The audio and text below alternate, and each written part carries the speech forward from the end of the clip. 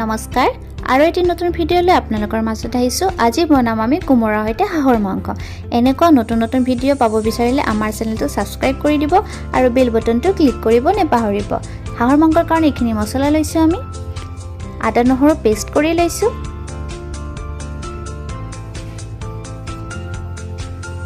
এইখিনি পিয়াজ কাটি লৈছোঁ। এইখিনি কোমোৰা কাটি লৈছোঁ। গেছত কৰাহি তুলি দিছোঁ। কৰাহি ভালদৰে গৰম হোৱাৰ পিছত তেল দি দিছোঁ। তেল গৰম হোৱাৰ পিছত তেজপাত শুকান জলকীয়া দি দিছোঁ। গোটা গৰম মছলা দি দিছোঁ। ইলাচি আৰু লং দি দিছোঁ। গোটা জিৰা দি দিছোঁ।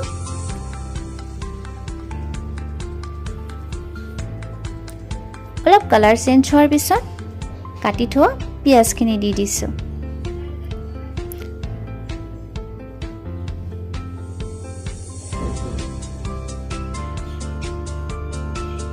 গেছ লো ফ্লেমত ৰাখি ভালদৰে পিয়াজখিনি ভাজি লওঁ। পিয়াজ অলপ ভজা হোৱাৰ পিছত ৰেড চিলি পাউডাৰ দি দিছোঁ। ধনিয়া পাউডাৰ দি দিছোঁ আৰু জিৰা পাউডাৰ দি দিছোঁ। এনেকৈ লাহে লাহে ভাজি লওঁ।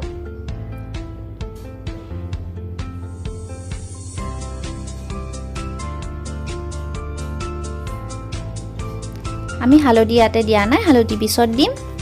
এনেকৈ লাহে লাহে গলাই ল'ম পিয়াজখিনি।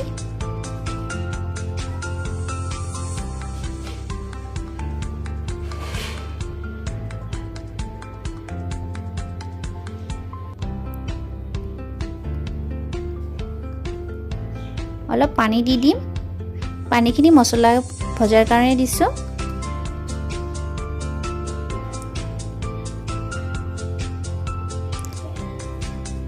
মছলা ফ্ৰাই হোৱাৰ পিছত মাংসখিনি দি দিছোঁ। মাংসখিনি লাহে লাহে ভাজি ল'ম।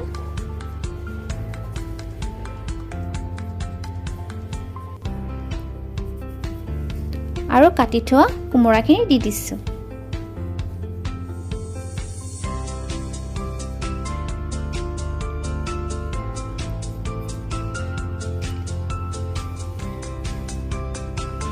কোমোৰা আমি ডাঙৰ ডাঙৰকৈ কাটিছোঁ কাৰণ আমি আলুৰ নিচিনা খাব ভাল পাওঁ। আপোনালোকে সৰুকৈও দিব পাৰে।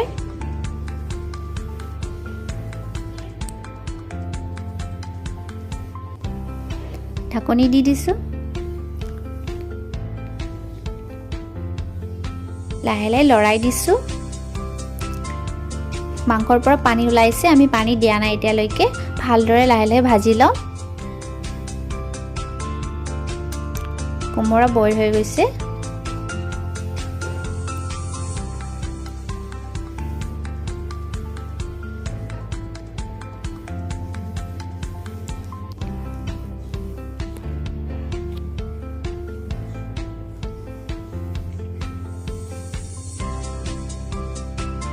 মাংসৰ পৰা তেল ওলাই গৈছে বহুত। এতিয়া হালধি দি দিম।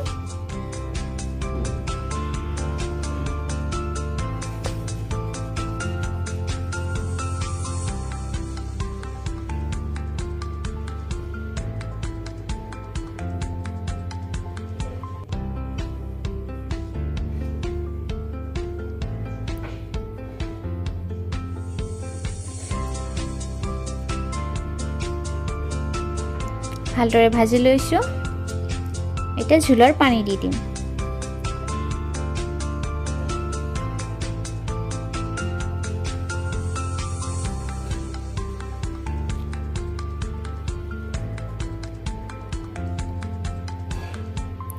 পানী আমি গৰম পানী দিছোঁ। ঝোলৰ পৰিমাণ আমি বেছি দিম কাৰণ পানী আমি দুইবাৰ নিদিওঁ, এবাৰতে ভালদৰে বইল কৰি লওঁ।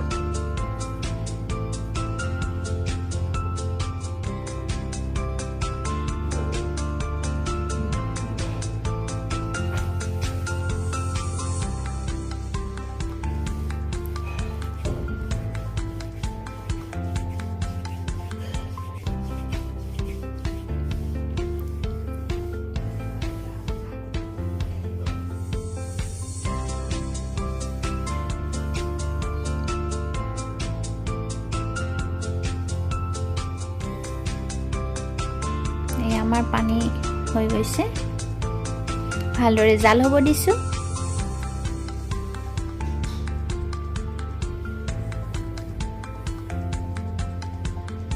হাই ফ্লেমত ৰাখি আৰু 10 মিনিট জাল হ'ব দিছোঁ